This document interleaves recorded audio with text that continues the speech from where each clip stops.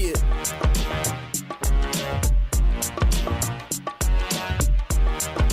PJ. We finna get right with inside advice, some ill entertainment, industry insight. Listen, it's like sitting, building up on the yard. HU, the Bison Chats, the Vanguard.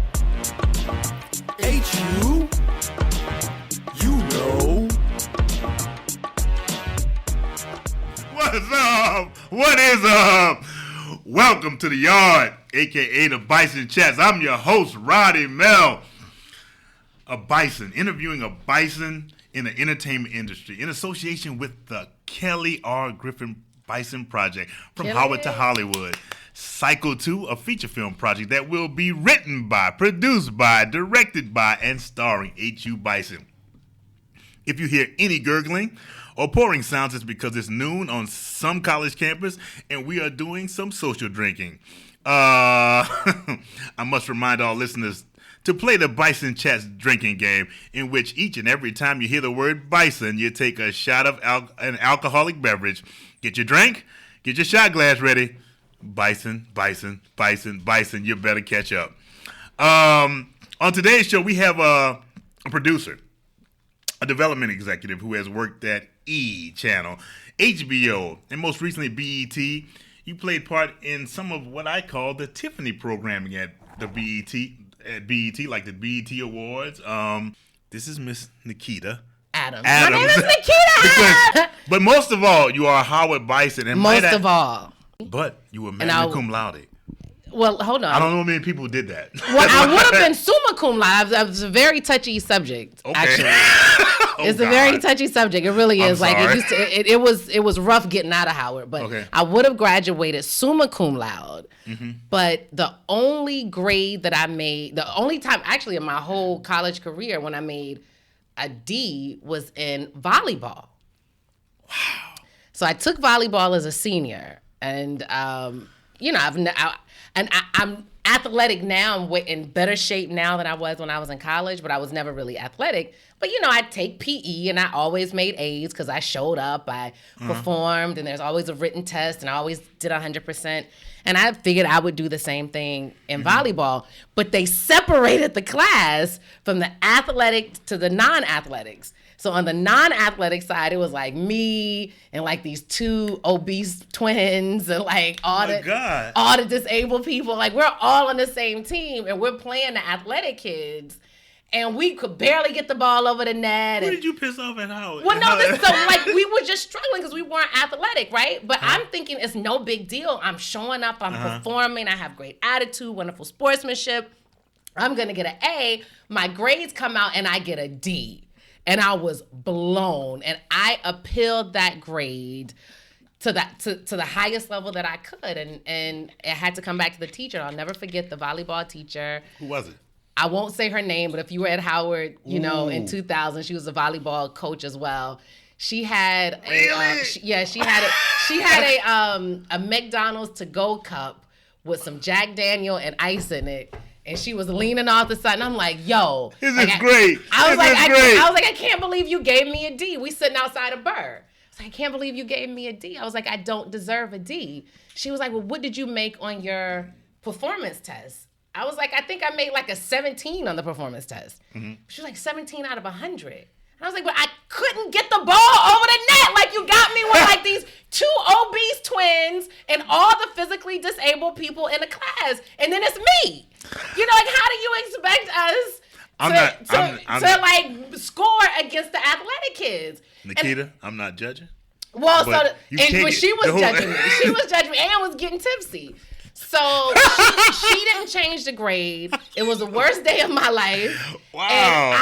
And I walked across the stage as magna cum laude when I would have otherwise been summa cum laude. I still thank God for the opportunity. I thank God for being able to represent myself to that teacher because it was really a fight of my life.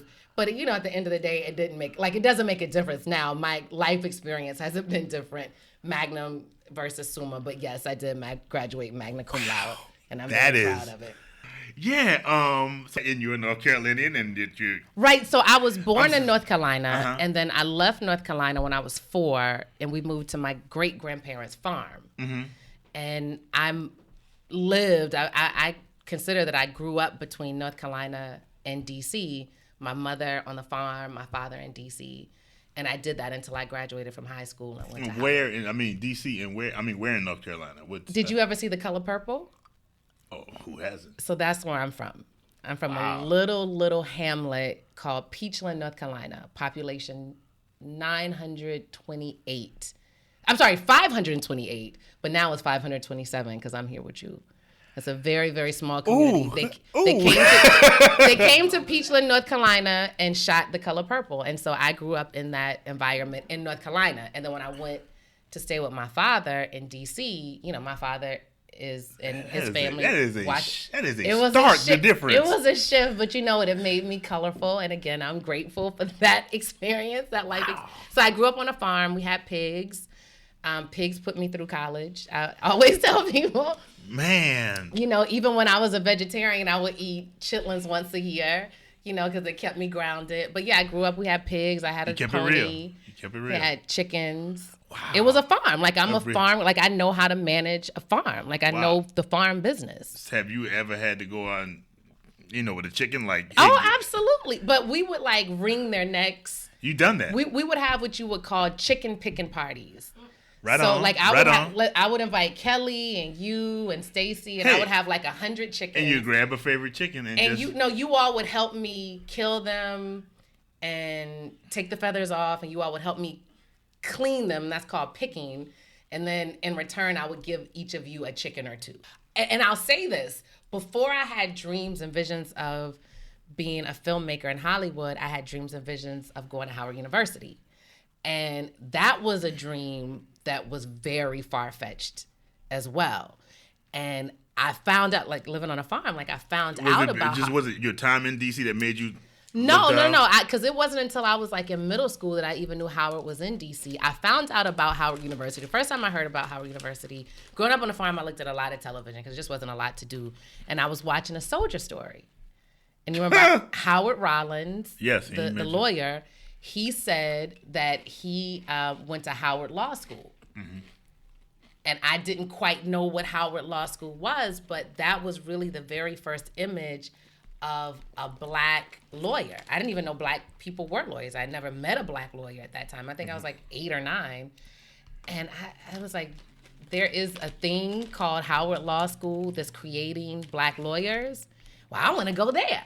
Yes. And I didn't want to be a lawyer at the time, but I remember that character being very respectful and very handsome and sophisticated, and he, demanded this amount of respect. Yes. And so I wanted to go to, and so I just started saying, I want to go to Howard, And then I found out what Howard actually was. And I was able to go through the grace of God and the sacrifice of my family. Okay. And then from Howard, I was able to come here. Now, this is interesting. I barely graduated from high school. Barely graduated. What's wrong? Barely graduated from high school. It's a long story. I won't go into that. Barely graduated. Make it short. I can't. It's not a short story. I barely graduated from high school. But even with that, I had cool test scores. But all the schools that I had applied to, which my mother made me apply to a bunch, but I was really clear that I was only going to go to Howard. I would either go to Howard or not go to school at all. Damn. So it's you said Howard or nothing or at bust. So so Howard was the only school that did not offer me a full scholarship. But again, as I said, the sacrifice of my family, I was able to go to Howard. And I saw that sacrifice and worked really, really hard and was able to graduate magna cum laude. So I went to Howard. I stayed in a quad on the second floor, Wheatley. And I can't remember the room number, but I know exactly how you get there. You go to the second floor, you turn right, and it's the very first room, diagonal from the bathroom. And I had 2 roommates. I kicked one of my roommates out. Then I lived with someone else, and I wound up rooming with this girl who was a thief. But I still had a girl. She actually stole my grandmother's wedding band. Damn. Yeah, she was she left Howard after 1 year and went to nail school. She's a manicurist now. Because everything not for everybody. The Howard experience is not for everybody. Nails. She couldn't make it. I'm sorry, I love it. She do gel, nail, and eyebrows. So, but still, that first year was amazing. Like it was the best year of my life. Every Howard cliche happened to me. Like I gained like whatever the freshman gain is, get freshman 12 or 20 or whatever. Now, you know what? That is strange. I didn't hear about that till like I was out of college. Freshman gain to me, because when I went to Howard, I lost like 35 pounds because I thought the food was so horrible. I didn't. That's amazing. You were just able to eat nonstop, and just the freedom, and like you have a routine when you're in a high school. Like my grandmother never cooked breakfast except for on Sunday, but there was dinner, and we had things were very regimented. I had breakfast at school and lunch at school, and only so much was portion control. Okay. And then growing up in North Carolina, and we never used this word while I was growing up, but everything that I ate was organic because we grew it and we raised the animals, and so it was just a free-for-all. So I was eating a Snickers bar every day, and I was drinking sodas. It was just a very unhealthy lifestyle. Oh, my God. So, this is really different for you. It was very different. So, every cliche, like I gained the weight, I fell in love with the football player, like the freshman week, it's just the freshman and the football player. I got me one. Fell in love with him. Oh, then God. Then I had the off-campus relationship. Then I had a little crush on one of the professors that was interesting. So I did all the cliches that first year. But I was still able, I was Dean's List the whole time I was there. I began to intern at WHUT. I did that the full 4 years I was at Howard. So my freshman year was amazing. And I'm still, I met... Oh, you did all that your freshman year? Did all that my freshman year. Jesus Christ. Wait. That's a lot. Damn. Wait. I met my best I done this over the years. I'm like, that's a lot. That was a lot. My freshman year, met my best friend. I was in her wedding recently. I'm the godmother to her children.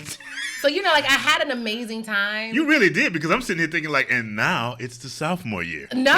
This is all this was all in the quad. Oh, my God. Okay. And then I started interning. So I thought at the time, even though I was studying film and television, I thought I was. So you went in knowing what you wanted to do. Yes, I was a declared major.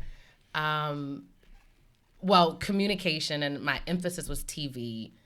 But I gotta ask, what did you always? So I always wanted to make movies. I always wanted and I'm stumbling while I describe this because I didn't have the vocabulary to say what I wanted to do. So I couldn't clearly articulate to anybody what it was that I wanted to do. I knew that I wanted to put people inside of my grandmother's television. But I didn't know how those people got there, and I didn't know what that process was called. And I didn't know what the profession was called. So I declared my major in TV, not knowing until years later that what I wanted to do was actually be a film executive, a development executive. And we can talk about that more, but... I love that. You know that, right? I wanted to put people in my grandmother's TV. I couldn't figure out how they got inside. That's the greatest statement ever to me. Grandma, get those people, and why? When do they go to the bathroom? Nobody ever went to the bathroom. I want to put these people in my grandmother's TV. Oh, my God. Movie. Continue. I'm sorry. I thought my grandmother was the ultimate film producer. So I just didn't know how to articulate it, but I knew it had something to do with TV. And it was interesting because, which Kelly, your next project will be, this is what I want to do. And I reached out to Howard already, but maybe you can pull the strings. Because I want to go and teach a master's class on TV and film development. So you work on that. I'll facilitate it. You pull the strings, work on it. But you work on that. I got you. All right. You work on that, Kelly. I planted the seeds. You're doing a lot. Incidentally, no one's gotten back to me, but you can just follow up on the email I sent. Let me know, because and the interesting thing is I didn't know that was a career opportunity. And when I was, pursuing my degree at Howard, I kept being stirred toward reality, but reality at the time wasn't what we know reality to be now. It was more news magazine, covering live events, sports. Mm-hmm. So I just did not know how to be a narrative, entertainment, television producer, and then ultimately film. That's what I want to do.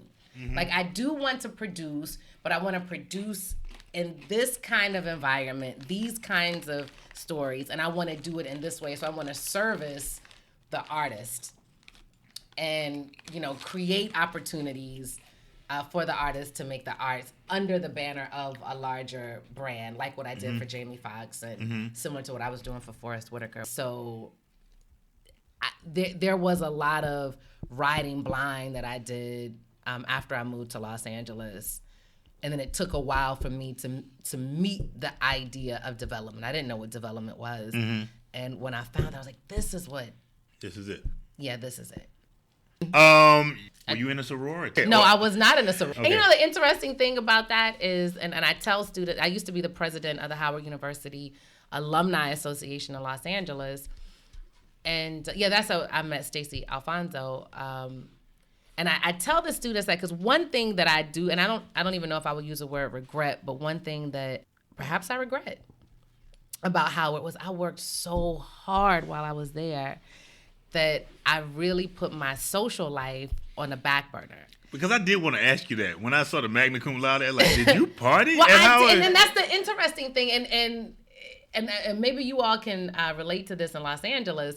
Like, we go out, and I spend a lot of time out and at functions and at events and networking, but that's not going out. Like, that's, like I have a motive for being, I have a purpose. There's always a purpose, yeah. And so I would, I worked at WHUT, so I went to all of the football games, but I was covering the football games in the truck. And I went to a lot of the basketball games. And I was enjoying it. Okay. And I had a arrogance because I was like, I'm actually making money and I'm here doing this, and y'all doing is sitting and looking at the games and buying concessions, and I get my concessions for free. Broke ass motherfucker. I was a mess, but there were a lot of opportunities for social engagement that I said no to, and I would throw parties. Okay. And I was, active with HUSA, and I had a radio show, and I was very active, but some of the parties that were parties just because, or some of the road trips that were road trips just because, I didn't do that. And I never skipped a class, I don't think. No, I didn't. I never skipped a class. And I'm not encouraging kids to, but... Not one class? No, Come not on one. now. Because in my mind, it was prepaid. And I wouldn't skip a prepaid meal. And the sacrifice, literally the sacrifice that my dad and my stepmother and my grandmother and my mom were making for me, it felt like I didn't want to be a bad steward of that. So with that being said, I tell a lot of students, don't forsake, the Bible says, forsake not the gathering together of the brethren.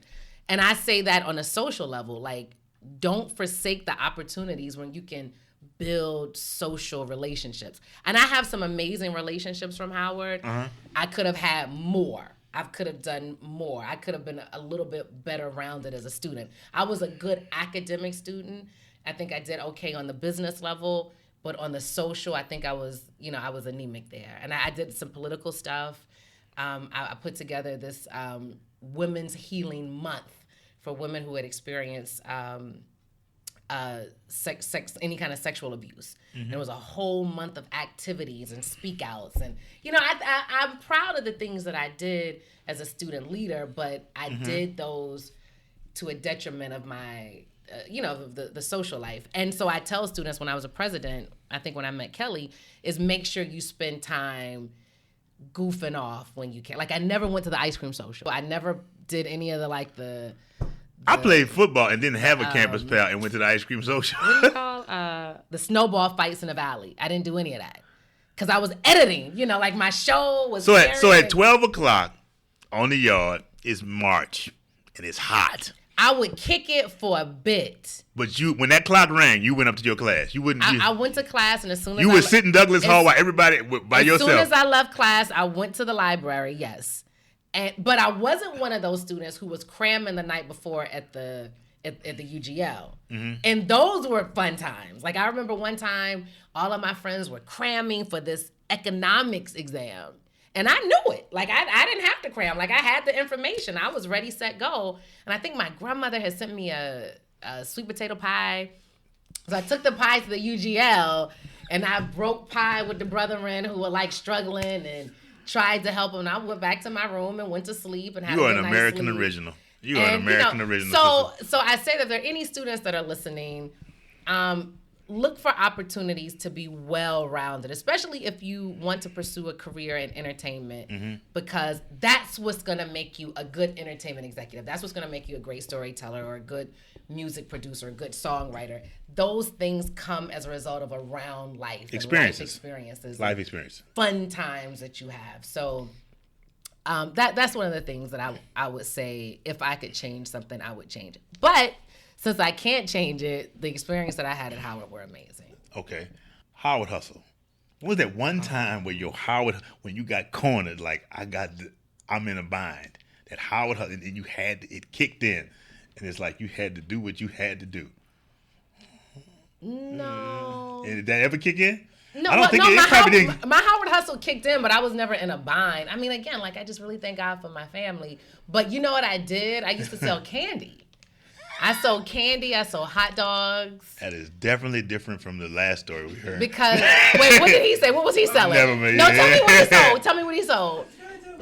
He sold weed. He sold weed. Hysterical. Yeah. Hysterical.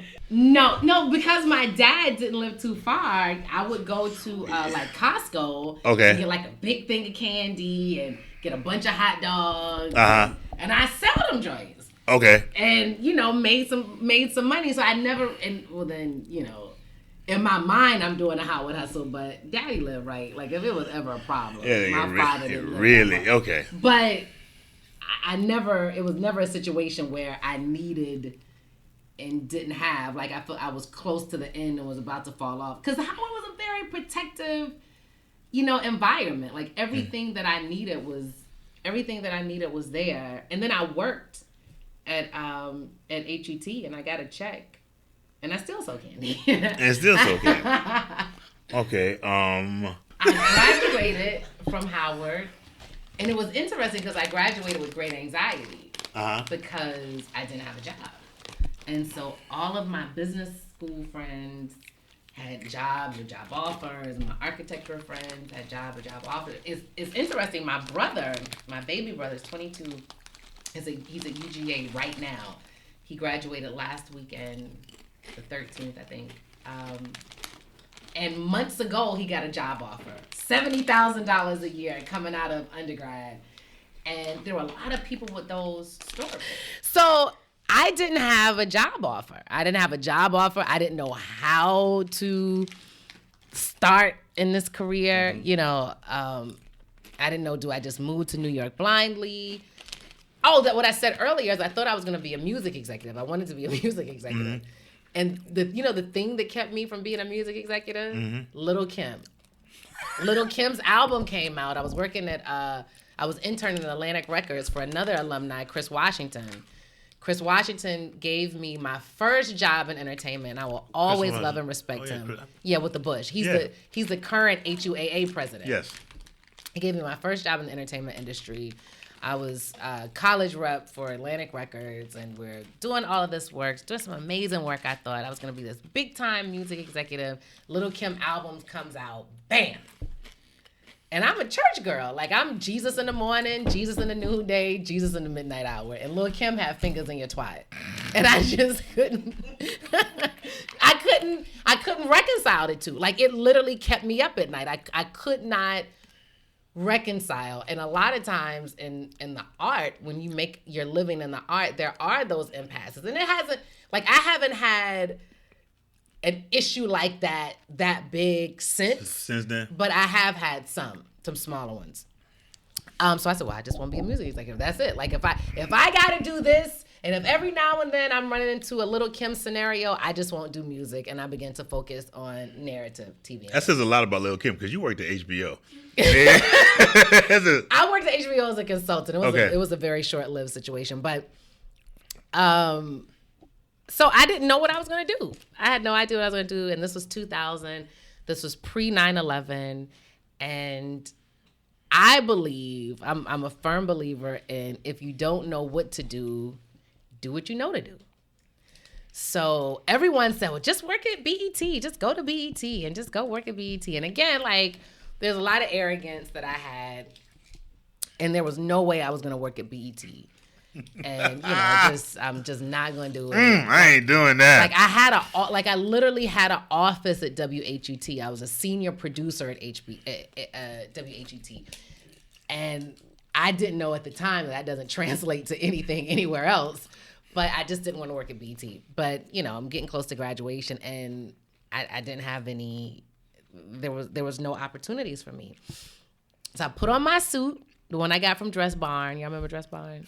Oh my God! I put on the Dress Barn suit, and I printed about maybe 15 copies of my resume, and I took the train to BET. And as I said, it was pre 9/11, so you can just walk in. Mm-hmm. Like, there's no scanning, no security checking your purse. I just walked in with no appointment, and I passed out my resume. Like, I gave one to security guard, and I gave one to the receptionist, and I walked into the bullpen. The fact that you're actually giving out giving out resumes, there are a bunch of people listening to this podcast saying, "What is she talking about?" Handing out resumes. Yeah, like physically handing out. Yes, it's nice to meet you. Hi, my name is Nikita. Do you know such and such? Me too. Here's my resume. I graduate in a few weeks. Let's go. And I remember this one girl. She was, well, I won't tell that story, but I passed out resumes, and as a result, I got 2 job interviews. One was with Teen Summit. And one was with Creative Services. And I had never heard of Creative Services. Didn't know what Creative Services was. To make this very long story short, I got the job at Creative Services as a producer. And so I graduated in May. So I probably started there in June. In September, BET moved me to Los Angeles. And with Creative Services. And so that's a storybook tale. On my resume, you see that I've had a 16-year relationship with BET, and it's been through that relationship with Creative Services. Wow. I worked full-time, and then when BET got acquired by Viacom, I became a freelancer. And so the lady, the wonderful woman who was over Creative Services, then became, I think, I'm pretty sure she's vice president of BET International. And so she continues to hire me to freelance, segment produce, direct, whatever it is that she needs for BET International. So that was a fun story, just, and I don't know that would be able to happen again. Like, you can't walk into anywhere and pass out a resume and it mean anything. And you've basically saying you've seen the Globe. You've produced stuff for BET. Well, so I've seen the Globe, not with BET. So the things that I've done for BET International have been produced locally. Okay. And they would, source the artists from different countries in the continent of Africa, and some from the UK. So that was amazing. But okay, so go back to your last question. When was I up against the wall and the Howard Hustle kicked in? Perhaps that was it. Okay. Because I remember just having short of an anxiety attack. I knew that I wanted to be amazing and I wanted to be successful. I just didn't know what the first step was. And I knew at some point I would have to be in LA, but I just didn't know. And I took a trip to LA. So right after we graduated, before I got the job at BET, I just flew to LA for a long weekend. I heard that the Alumni Association out here was having some sort of reception. So I just flew out there for the reception and try to get the lay of the land and try to figure out something, a game plan. And I want to say I went to the library to get a Thomas guide or something like that. It was really old school. But just a few months later, I was living. A Thomas guide is a $48 map investment in Los Angeles. Yeah. So, I was fortunate. I felt like I was blessed. That was an amazing opportunity. So, but while I was at BET, some alumni, a gentleman that I created an amazing relationship with at Howard, and we've been friends for 20 years, he was able to raise money to produce a film that he wrote. And he had a hot piece of talent at the time. I won't say the person's name because the name is so irrelevant now. But I mean, he's a great person. He's a very valuable person in the world's economy. But he's, as a talent, he's he's not sophisticated right now. I even know, and I heard for him. But he was a hot talent then, and My dear friend wrote the script, directed it, and he asked me to produce it. And I had never obviously produced a film before, definitely not a feature. And that was my first film. My first film was a feature, full-length feature. I produced it, I UPM'd it, I did makeup, I did the credits.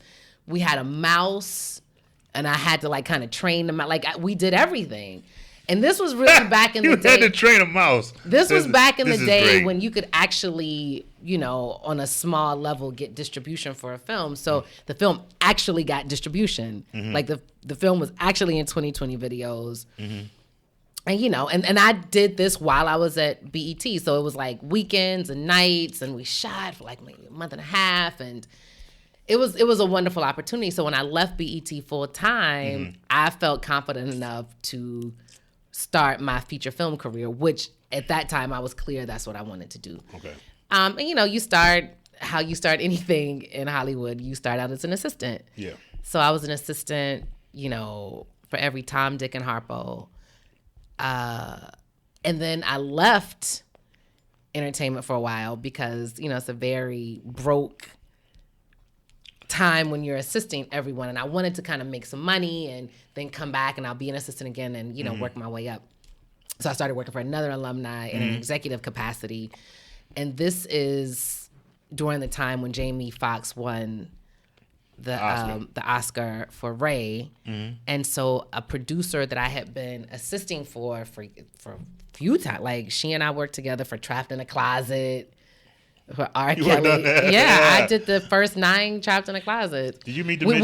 We found the midget. Like we found the midget. It was so hysterical. This producer, and I still credit her for teaching me a lot of what I know. Matter of fact, at the time she taught me everything that I knew about development. And so anyway, this was a side gig for her. Like her girlfriend was producing Trapped in a Closet. She came on board to help her girlfriend. She brought me on board to help her. And so one of the big tasks was to find a black midget who was affordable.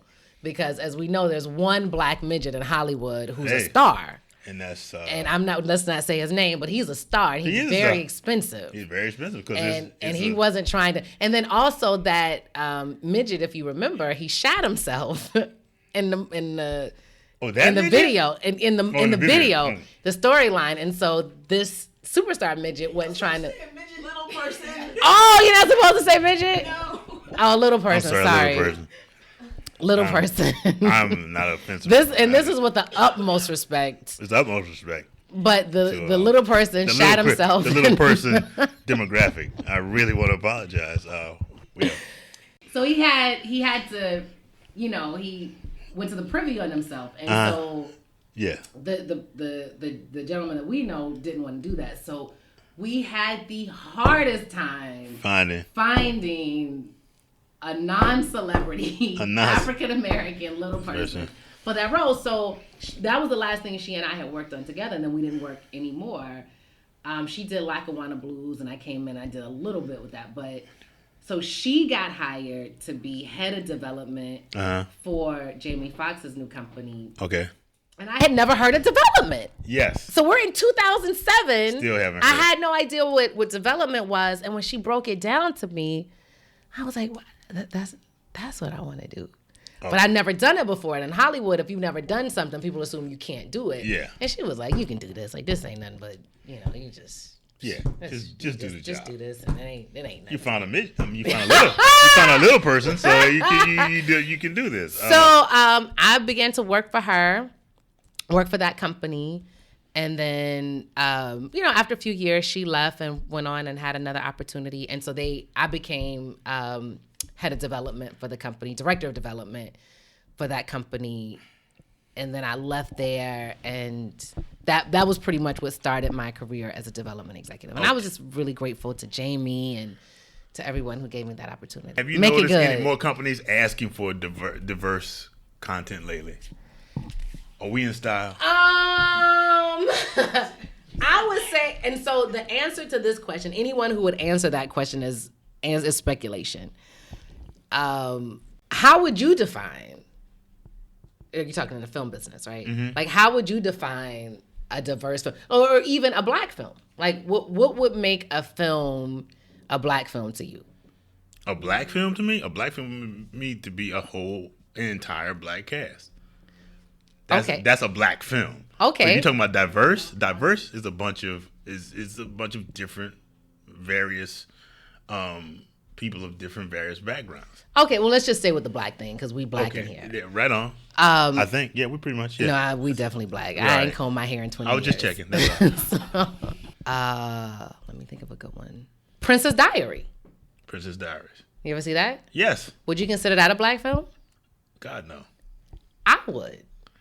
Because it was produced by okay, Whitney Houston and I oh my God, I can't believe I definitely know who you're I know exact not Diane Houston. Oh dear God, not Susan DePass. No, but oh dear, a black woman. It was produced by a black woman. Debra Martin Chase. Debra Martin Chase. Oh my God, I feel so terrible. I can't figure her name. It was a D. We were right there. What was the brother, the alumni that wrote the film with Zellweger? New in Town. No black faces on screen, but it was written by a brother who actually went to Howard. He's from DC. As a matter of fact, I think he may live in DC or live in Charlotte. Ken Rance? Rance. I said, yes, Ken Rance. So the point that I'm making is just because it's not about the casting. Yeah, it is about the casting. I'm not minimizing the effect of being able to see a black face, but being able to employ the power black talent is behind the camera. Yeah, and I think that's still. I totally agree on that. You know, that still would validate your film to be black. So a film that's diverse is a film that is made by people of a diverse background. And I think, it goes back to what I was saying about being well-rounded. You want to have these life experiences so you can be well-rounded. Mm-hmm.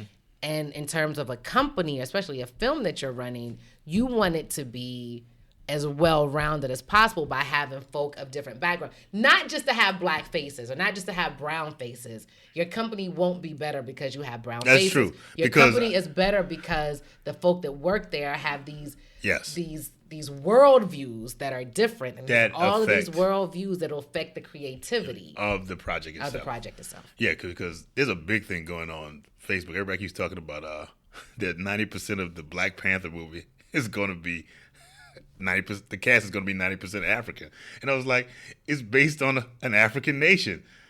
What else was it going to be? That's just casting. That's not a miracle. Who's making that movie? Marvel, but they have a black writer. Who's directing it? Ryan Coogler. It is a black. Oh wait, you're talking. Oh, okay. The Black Panther, Ryan Coogler, and I love Ryan Coogler. And there's a black. The Black Panther movement or the Black Panther? No, superhero? The superhero. No, superhero. The Black Panther. Make sure the Black Panther movie is being made by. It's being directed by Ryan Coogler. The movie, but you and I were talking about. Panther is like the movie. Oh no, not that movie. Right. Not that movie. No. Like you're saying superhero. The superhero movie. Right. Totally different. Okay. Yeah, it's totally different. But I mean, there's just this amazement that everybody keeps posting saying that it's 90%.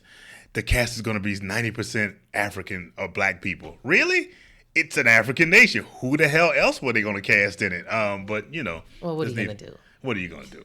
It's not an amazing. That's just casting. That's not an amazing. That's not a miracle. It's just casting. You know, this industry is the industry in itself is peculiar because this is the only industry where you can be racist and sexist and ageist.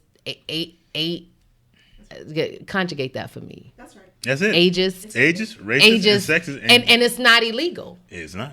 Because I can say if I'm casting, I need a 5 foot tall African American woman in her 40s.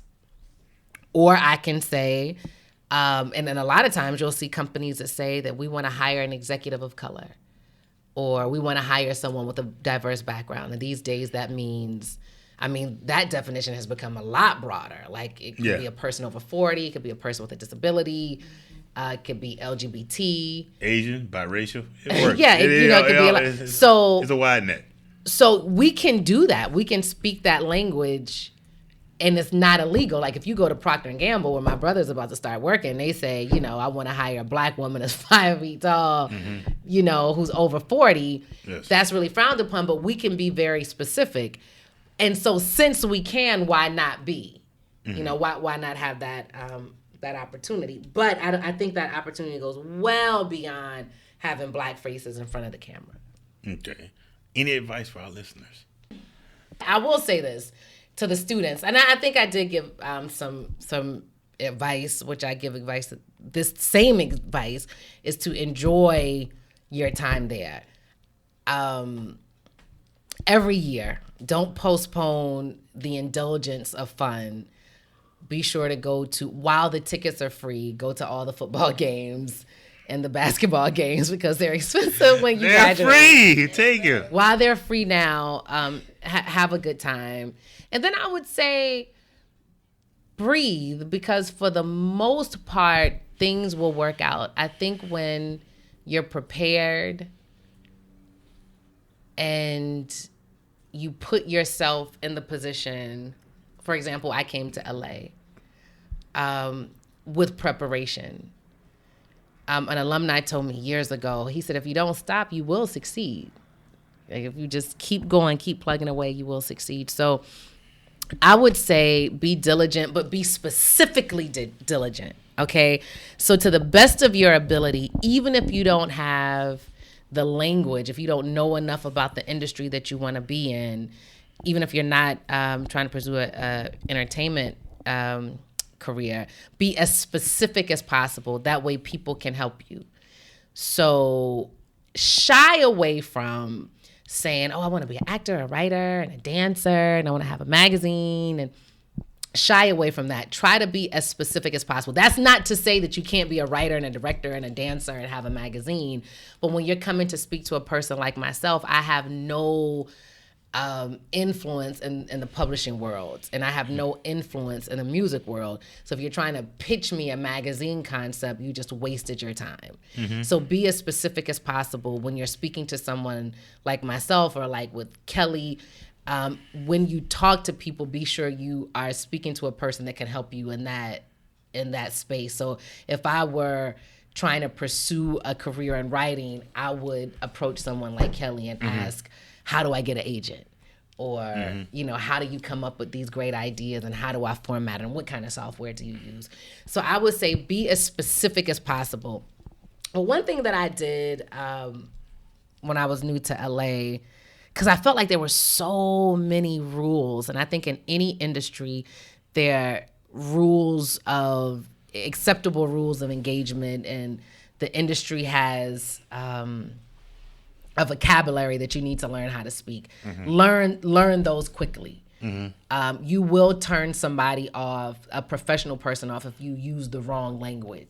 You want to be a professional, you want to be seen as a professional. That's not to say you won't make mistakes and use the language wrong, and people are happy to help you, but just learn, like take the time to learn the industry, learn the people, learn the phrase, learn the technology.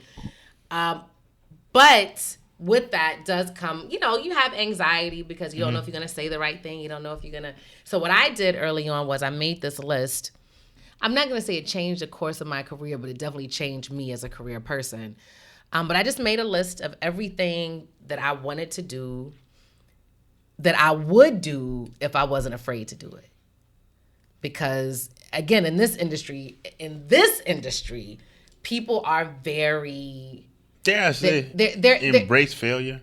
Well, I don't know if I would say that, but I would say there's so many people who want to succeed in this industry, and there are people who would tell you there's so few opportunities.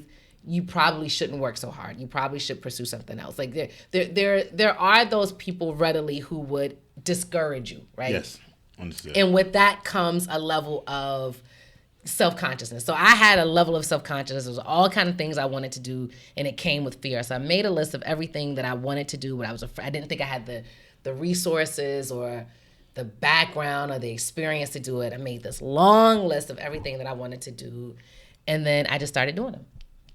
Even with the fear, scared as heck, with no experience, with no background, not knowing anybody at the company, not having any relationships, I began to do all those things. And so I would say this, don't embrace failure, embrace the fear and do it anyway. There you go. So if you, and the same thing with energy, like there will be times I just didn't have the energy to do something, but you do it anyway. Understood. Even without the energy, you want to do something, you don't have the money, you do it anyway. So find a way to do it. So that's my experience. That's probably all of our time. Can you briefly talk about your work that you're doing with Film Independent? Oh no, I worked at Film Independent a long time. I'm actually an alumni of a program in Film Independent, interestingly enough, that was sponsored by a lot of amazing filmmakers, Steven Spielberg being one. It's called Project Involve, and was for filmmakers. It is for filmmakers from diverse backgrounds. So, being people with disabilities and folk over 40 and melanin, whatever. Yeah, melanin. I just so happen to be a woman, and I'm African American, so they killed two birds with one stone. There you go. So that was an amazing workshop opportunity for a year. They connect you with a mentor. Carl Seaton was my mentor, who actually helped me start a whole workflow. Like I was a director and I still direct. And he was like, well, when you're not directing, you should be an acting coach. And I began to do that to keep my chops active as a director, and I was able to start a business doing that. And so that was an amazing opportunity, and a lot of Project Involved people have gone on to be very, very successful. Yeah. So that was fun. I enjoyed that. We got this little thing called Running with the Bison. It has nothing to do with entertainment. It is just a wrap-up, quick rapid-fire questions. For yes, you will say, La Femme, Nikita. Oh, hysterical. And for no, you will say, No Femme, Nikita. Skydiving. What about it? Yes or no? Oh. La Femme Nikita or no Femme Nikita? Rapid fire. No film. I don't know. What do you say for you just really honestly don't know? You'd be like, damn. You say Nikita is great. You'd be like, damn. I'll say Nikita is great. So if I don't know, okay, Nikita's great. Wow. Next. Gone on a blind date? Oh, have I or would I? Yes is La Femme Nikita. But you want to know, have I been on a blind date? Yes. But no, what is the question? The question is gone on a blind date. But have I gone on a blind date? Yes. Yes. So you say La Femme Nikita. Yes, La Femme Nikita. La Femme Nikita. Flown in a helicopter? No film. No Femme Nikita. No Femme Nikita. Yeah. Skinny dipping? Probably. Damn. I probably did. La Femme Nikita. La Femme. I probably, but I was young though. You was young and I don't remember. It was nothing fun to look at. It was nothing fun to look at. Okay. Had to pay a fine in the past 6 months. You know what I did on the 110? So I was in the carpool lane, and it turns out that the carpool lane isn't the carpool lane on the 110. It's actually the fast track. So they sent me a ticket for $27. They say you don't have to pay it if you get a fast track account, which is $40. And they'll subtract the $27 from the $40. I said, you guys are crazy. So I paid them the $27. I just won't get in the. You won't get in the carpool. carpool. So yes. Okay. La Femme Nikita. Witnessed a shooting. You mean film shooting or somebody with a gun? No, someone with a gun. Violent? Like somebody shooting usually somebody else? Yeah, it's like it's not. No, I'm saying we've been hunting. Yeah. No. This is like a person on person. Yeah. No, I haven't. Like in person, no. Well, you know what? Some people have. So don't think you. No, I've never done that. Okay, owned your dream car. No, I don't even care anything about cars at all. Like I probably would never have a dream car. So that is no Femme Nikita. No film. Body piercings. Oh. You know what? If my mother hadn't pierced my ears when I was a baby, I wouldn't have any piercings. So I don't pierce. Damn, then we should say no Femme Nikita. No Femme Nikita. Baby. Yeah, like your mama forced this on you. Tattoos. No, although I love tattoo shows. Like I love Ink Master and Tattoo Nightmare, but no, I don't have any tattoos. And this is the end of it because I'm. And in closing. Now I wanted some more. Oh no, this is enough. Frustrating on this one. This will be enough. Ladyscaping. So what is that? Like waxing? But it's like waxing and like designs. I don't even know it's design. I mean, you know what? I'm just thinking It's just a straight. Yeah. It's no big. Yeah, I mean, I'm almost 40. Okay. Yeah, like who doesn't? You gotta do, I don't do that. That's that. There's a whole lot I would say about. I could go. I got a volume of information about that, but I will say. Ladyscaping or manscaping? What are you talking about? Ladyscaping. Okay, ladyscaping. But yeah. But I had a lot to say, but I'm just not gonna talk about it. Right on. Give me two more. No, that's it? We usually end it with ladyscaping. Okay. It pretty much is the wrap up right there. That's pretty much enough. I don't know. I mean, this was fun. I enjoyed this. Hey, thank you. Anything you want to tell us what's going on with you? Where will you be appearing? I don't know.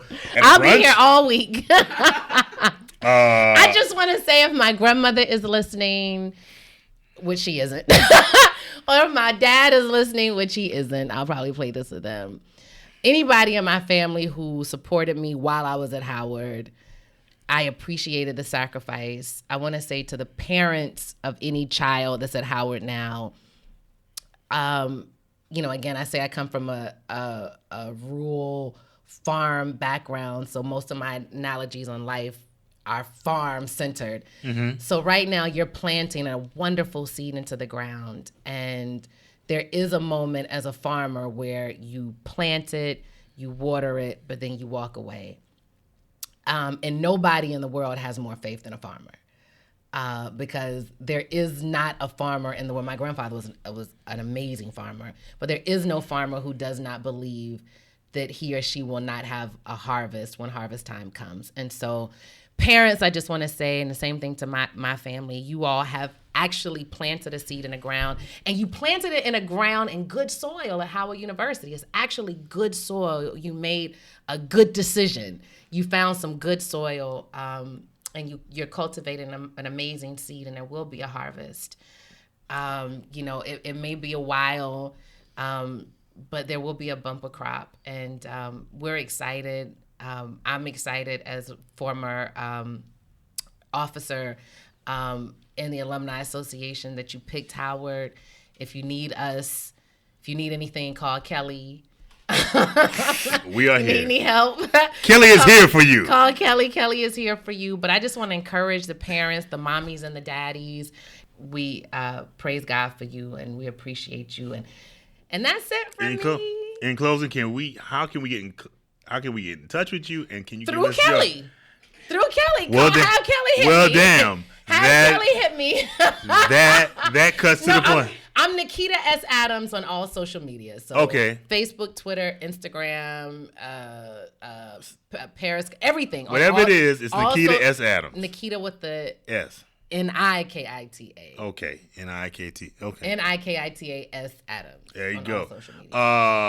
Can you give us your best HU call? HU? All right. Oh, no, this is what I used to love. It's no, stop laughing. This is very serious. This is what I used to love. Do it. This was great. Do it. I can't thank you now enough. Freeze and let the alumni do it. Do it. Y'all remember that?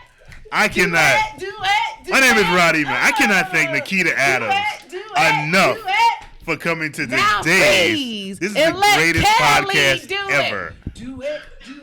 This is great. Do it.